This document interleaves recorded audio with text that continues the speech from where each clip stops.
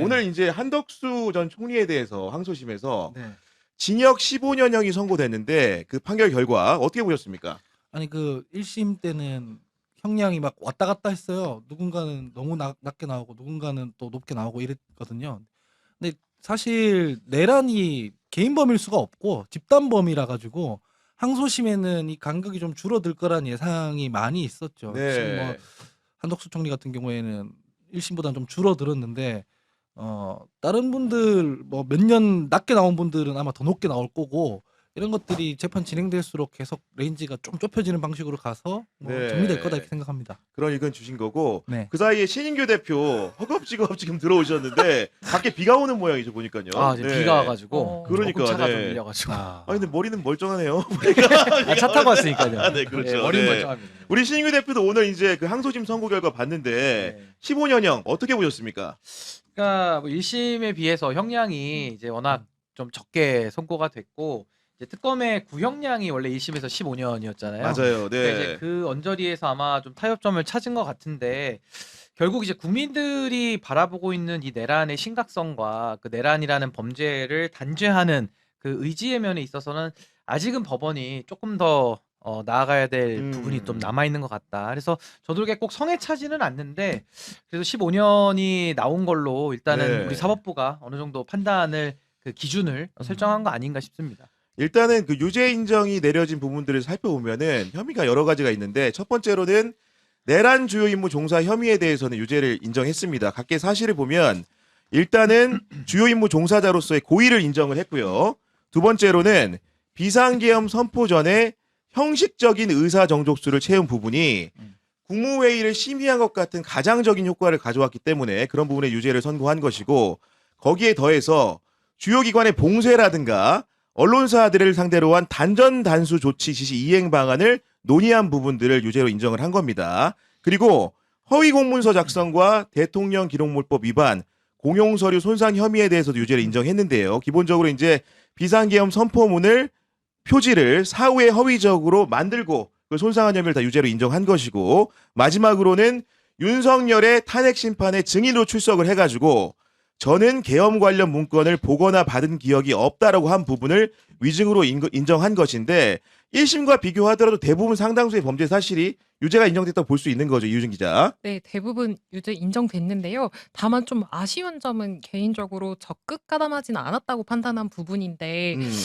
지금 인정된 피의 사실들만 봐도 사실은 적극 가담했다고 볼 수밖에 없는 거라서 이 부분은 그냥 개입했다라고만 네. 하고 인정하지 않은 점이 상당히 아쉬운 것 같습니다. 그런 부분들이 아마도 이제 보강이 됐다라고 한다면은 지금 선고된 형보다도 높은 형량이 나오지 않았을까 이런 추측을 좀 해보는 건데 그래도 양형 이유를 보면은 피고인에게는 자신이 저지른 죄책에 상응하는 엄중한 처벌이 불가피하다고 인정한 같은 경우에는 상당히 유념해서 볼 만한 부분이 있는 것 같습니다.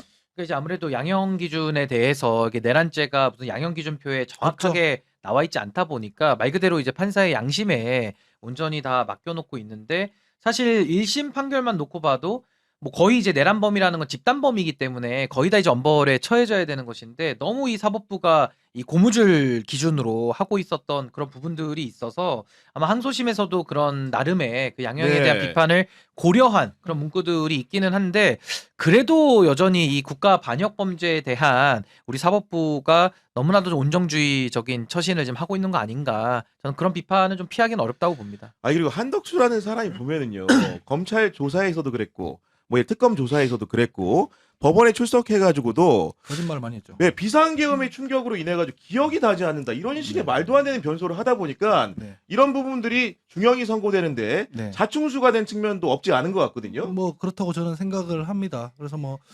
사실 이런 표현 좀 그렇지 모르겠는데 15년이라도 평생 살아서 네. 감옥에서 나오기는 되게 힘들 겁니다. 왜냐하면 한덕수 피고인 같은 경우에는 네. 1949년생이기 때문에 산수를 해보면은 15년 만기를 채우면 거의 100세 가까이 돼서 출소하는 셈이 되는 거거든요. 그래서 아마 한덕수 씨한테는 그 뭐 이 가석방이나 이런 게 없을 거거든요. 그래서 사실은 15년형을 받아도 평생 감옥에 계셔야 된다라고 생각을 하고 그럼에도 불구하고 아까 전에 신인규 대표님 말씀 잘해주셨지만은 그 대부분 양형위원회에서 양형 기준에 없어요 내란이. 그래서 각 재판부마다 따로따로 네. 이렇게 판단을 하다 보니까 1심 때는 이렇게 레인지가 너무 높았고 그 중에서 제일 문제가 됐던 건 사실 한독수가 아니라 이상민이었습니다. 이상민 재판 이제 선고는 또 그렇죠. 앞두고 있지 않습니까? 네. 아마 형량이 많이 올라갈 거다. 그래서 이제 그 한독수에 준하게끔 올라가서 그 자기가 물론 지은 죄만큼 벌을 받는다라고 하시면은 동의 안 하실 분도 계시겠지만 한독수가 그 이상민 같은 경우에 너무 가볍게 네. 처벌을 받는 거였지 않습니까? 그런 식으로 정리가 되어 간다라고 봅니다. 아니 그리고 이게 법적으로도 내란이라는 범죄가 이제 우리 형법에 나와 있고 또 군에는 이제 군형법에 반란죄가 또 나와 있어요. 그렇습니다. 그러니까 예를 들어 한덕수나 뭐 여러 고위직에 있는 사람들이 나 모르게 정말 일어난 군사 반란이다. 그럼 반란죄로 다 그 이하들을 처리하면 되는데 지금 이 범죄의 형태는 윤석열을 정점으로 한 이거는 내란죄로 성립이 됐기 때문에 한덕수라는 국무총리가 가지는 위치상 적극적 가담이냐 소극적 가담이냐는 큰 의미는 전 없다고 생각해요. 본인이 그 자리에 있었고 이게 지금 내란 상황이구나라는 것만 인식만 있었어도 이건 내란 범죄에 이거는 이제 그 집단 범죄 형태로 그렇죠. 가담이 되는 네. 형태이기 때문에 이거는 저는 뭐 소위 말해서 온정주의적으로 볼 여지가 전혀 없다. 물론 고령인 점에 따라서는 뭐 15년이라는 형도 뭐 살아서는 못 나오겠지 이렇게 생각할 수는 있겠지만은 이게 윤석열 씨도 마찬가지거든요. 무기징역, 사형, 뭐 범죄에 따른 형벌로서의 효력은 똑같더라도 우리 사회가 이 군사 반역, 그러니까 그 반란죄에 대해서 이 국가를 반역하는 범죄에 대해서 사형으로 다스리느냐, 무기징역으로 다스리냐는 이 형벌적 차원에서 의미가 상당히 다르기 때문에 저는 한덕수 씨가 고령인 건 맞더라도 저는 지금 1심에서 이진관 재판장이 했던 부분이 저는 국민적 법감정에는 아주 부합한다고 생각하거든요. 근데 이거를 또 갖다가 많은 부분에 또 감형이 이루어져서 하여튼 사법부가 조금 더 저는 국민들의 눈높이를 더 좀 반영을 해야 되는 거 아니냐. 이해가 안 되는 생각이 부분은 듭니다. 이런 거죠. 법은 어쨌든 기소된 사안에 대해서 법리를 판단하는 거니까 네. 뭐 법적 논리는 있겠죠. 뭐 군이 투입되는 걸 사전에 알았느냐, 모의 단계에 있었느냐, 뭐 이런 거 다 판단을 했겠죠. 근데 저는 이제 한덕수 씨가 그 비상계엄이 발동되고 내란이 벌어진 이후에 그때부터는 상황을 인식했지 않습니까?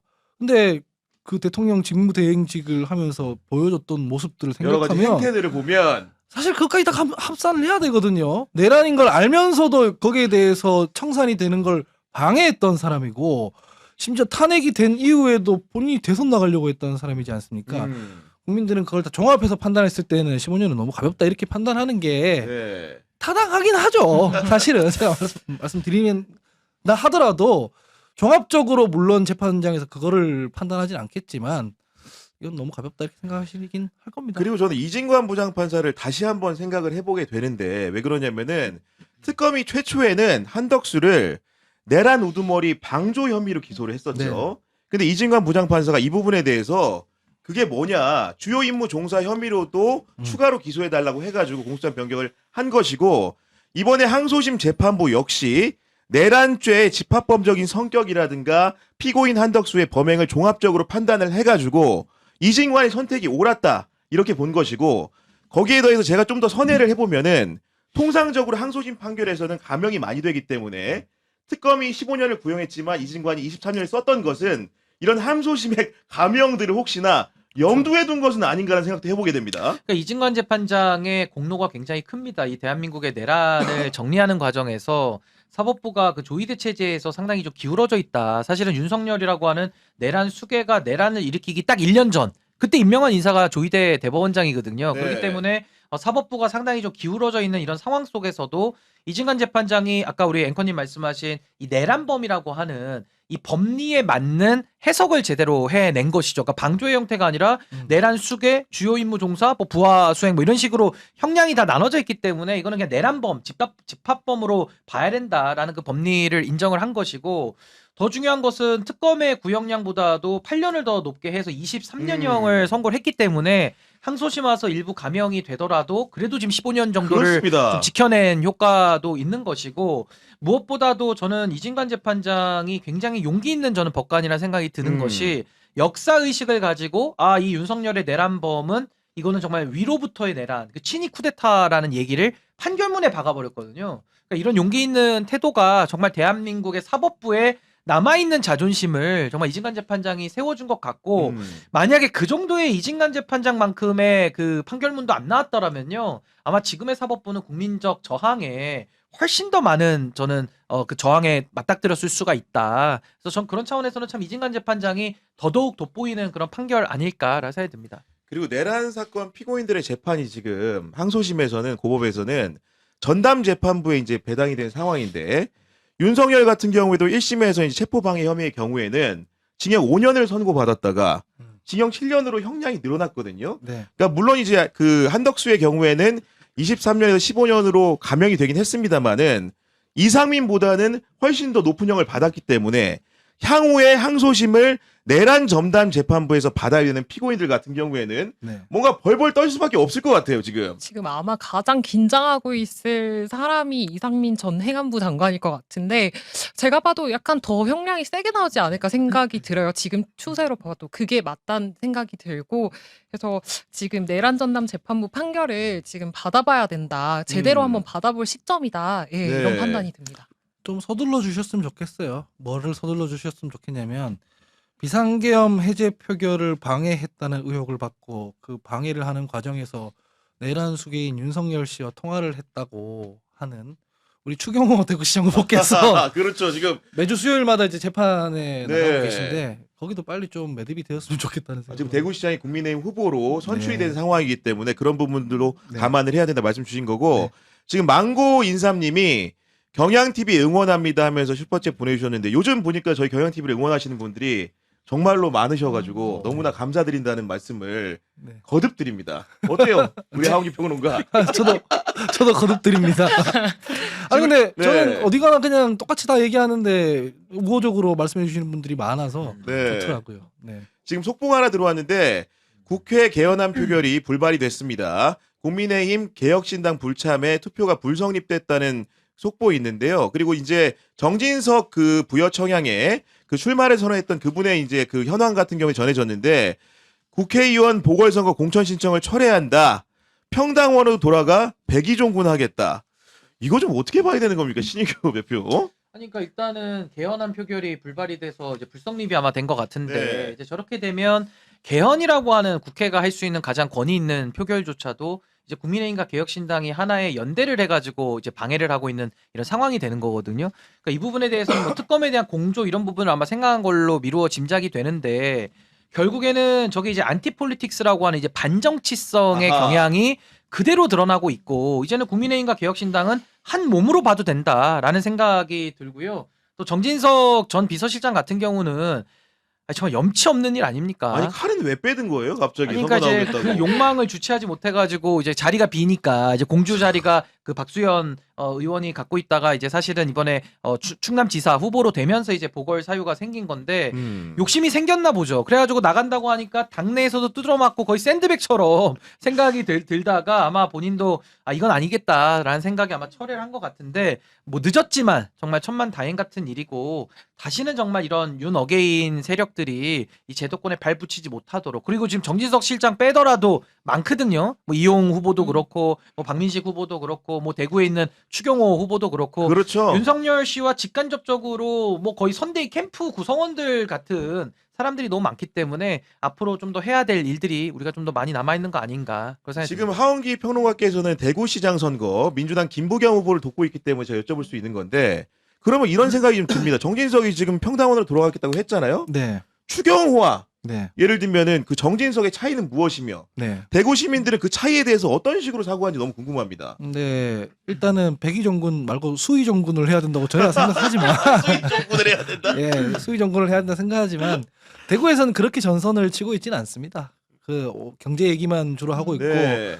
뭐 내란이라든가 이런 부분에 대해서는 키워드를 굳이 안 가져가고 있긴 하죠. 대구 발전에 방점을 찍고 음. 선거를 하고 있기 때문에 이미 알고 계시고 유권자들이 알고 계시는데 그 얘기를 계속 네. 반복해서 얘기하면 유권자들이랑 다투는 그림처럼 될 수가 있어요. 그렇죠. 그래서 그런 부분에 대해서는 얘기를 안 하고 다만 이제 뭐 밑바닥 정서로 예를 들면 화가 나시죠. 그분들도 당연히 다 판단을 하고 계시는 건데 뭐 대구 시민들이라고 다 윤어게인이겠어요? 그건 맞습니다. 아니지 않습니까? 그래서 뭐 그 정진석 실장 같은 경우에는 사실 이용이나 아까 말씀하신 그분들에 비해서 화제가 더 많이 되지 않습니까? 그래서 후다닥 해가지고 아마 당에서 정리해달라고 해서 한 거거든요. 뭐 근데 저거 정리한다고 해가지고 다른 공천은 그럼 똑바로 했냐 하면 전혀 그건 아니고 그러니까요. 길게 논평할 것도 없이 그냥 조만간 수위 정돈했으면 좋겠다. 수위 정돈했으면 말씀드립니다. 좋겠다 말씀 주신 거고, 그리고 이 울산시장 선거도 굉장히 이렇게 중요한 지표 중에 하나인데 KBS 울산이 실시한 여론조사 결과를 보면은 김두겸 국민의힘 후보와 민주당 김상우 후보가 오차 범위 안에서 접전을 벌이고 있는 것으로 나타났고, 그 결과를 소개를 해드리면 김두겸 후보는 37.1%, 김상욱 후보는 32.9%를 얻은 것으로 나왔는데, 사실은 최근에는 김상욱 후보가 앞서는 조사들이 많이 나오다가 오차 범위 내 접전이긴 합니다만은 이렇게 뒤바뀐 결과들이 나오는 게 이게 영남 선거 아니겠습니까, 하은기 평론가님? 사실은 영남 선거 중앙 이슈에 영향을 많이 받아요. 최근에 많이 좁혀지고 있는데 국민의힘 공천이 엉망진창이었다가 최근에는 후보들이 다 결정돼 가고 있지 않습니까? 그러면 이제 당연히 지역에서는 결집을 하겠구나라고 다 이미 예상을 하고 있어요. 일주일에 1%포인트씩 올라간다 이렇게 상대방이. 왜냐면 일단 대구로만 쳐도 이진숙, 뭐 추경호, 주호영 이렇게 갈라져 있을 때는 여론조사 전화 받았을 때 자기 후보가 아니면은 끊어요. 화가 나는 거지. 왜냐면 경선 중이니까 이겨야 되니까 일부러 끊어요. 근데 정해지잖아요. 그럼 국민의힘 후보 대 뭐 이제 민주당 후보. 그러면 지지 안 했더라도 모여요. 그러니까 여기 올라가는 거죠. 그게 부산 북갑에도 나오고 있는데 그냥 국민의힘 전 대표 한동훈 뭐 그 전 보훈부 장관 박민식 했을 때 박민식이 조금 낮게 나오기도 하지만 이제 당으로 다 깔아서 민주당 국민의힘 무소속하니까 또 바뀌잖아요. 또. 그렇게 돼서 원래 어렵거든요. 근데 중앙에서 만약에 제가 말씀드릴게요. 그 조작 기소 특검 같은 얘기를 하면 그게 지역에서 내려와서 영남 지역으로 내려올 때는 조작 기소 특검이라는 글자가 공소 취소 특검으로 바꿔서 내려와요. 아예 그 변환이 돼가지고 바꿔서 내려와요. 예, 그러니까 뭐냐면은 이게 인물 경쟁력 혹은 이재명 대통령의 국정 지지율 요 두 개로 선거를 하던 게 당대 당으로 가기 시작합니다. 그러면은 당 꼬라지 보기 국민의힘 꼬라지 보기 싫었던 사람들도 뭉치는 거죠. 인물이 아니라 일로 가니까 보수 정당 괴멸하겠네. 쟤네들 민주당 폭주하겠네. 이렇게 프레임이 바뀌는 거예요. 그러니까 지금 최근에 영남이 어려워지고 있는 건 인물 경쟁력이랑 이재명 대통령의 지지율로 쭉 가고 있다가 당의 이슈가 지방에 지금 타고 내려오기 시작한 거죠. 그렇네. 다행히 홍익표 수석께서 이제 최대한 빠르게 수습을 했고 한병도 원내대표 신임 원내대표께서 이거 좀 밀어가지고 원점 재추진하겠다고 내용까지 했고. 재검토하자 했기 때문에 수습이 이제 될 텐데 최근에 그 붙는 거는 그 여파가 분명히 있다. 아니 우리 이유진 그 기자 같은 경우에는 가족들이 다 울산에 사니까 누구보다도 이제 울산시장 선거를 전해 듣는 바가 좀 있을 것 같은데 네. 실제로 이제 현장 민심이 어떤지 피부로 체감하는 민심이 어떤지 좀 궁금합니다. 사실 울산은 뭐 저희 가족뿐만 아니라 그냥 대대 계속 돌아보면 엄청 보수 텃밭입니다. 여기가 험지죠. 예, 험지고 북구랄지 동구인 그 노동자들이 밀집해 있는 그 지역을 제외하고는 거의 이제 국민의힘 전신부터 해서 대대로 이제 당선이 되는 지역인데 그래도 이재명 정부 출범하고 코스피 이제 지금 잘 되고 이러면서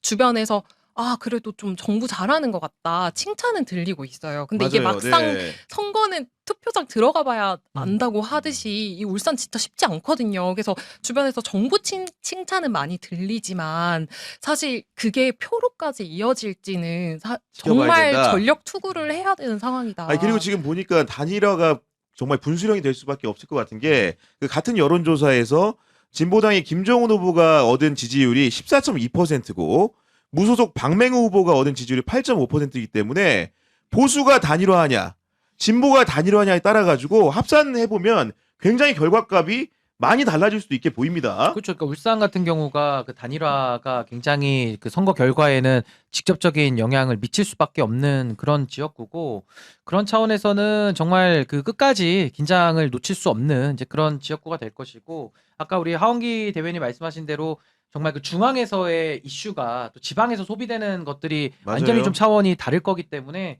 이제 정말 마지막 순간까지 한번 이재명 정부의 성공을 위해서 끝까지 한번 전력 투구를 해야 될 시점 아니냐라는 생각이 들고 하나는 지방선거의 특징이 또 줄투표 경향이 좀 있잖아요. 그러다 보니까 물론 이제 막 인물들을 자세히 뜯어보셔가지고 크로스해서 찍는 분들도 계시겠지만 그거보다는 이제 한 당에게 이렇게 쏟아내는 투표 경향이 크기 때문에 당의 역할이 지금 매우 중요하다라는 네. 말씀드립니다. 그 여론조사 결과 약간 좀 세부적으로 제가 분석한 바를 말씀드리면은 김상호 후보의 강점은 4050에서 굉장히 높은 지지율을 보이고 있다. 특히나 이제 40대 같은 경우에는 굉장히 높은 지지를 받고 있다 말씀을 드리는 거고, 다만 이제 이유진 기자 설명한 대로 지역구별로 따져보면은 북구 동구 같은 경우에는 김상호 후보가 우세한 흐름들이 형성이 돼 있다는 말씀드리고, 그렇기 때문에 전통적인 노동벨트에서는 민주당 후보를 지지한 성향도 있다 그 말씀드리는 것이고, 반면에 김두겸 후보 같은 경우에는 지역 조직력이 웬체 강하기 때문에 중구나 남구나 울주군에서 우세하다. 특히나 이제 전통적인 생활권 인맥이라든가 토착 네트워크들이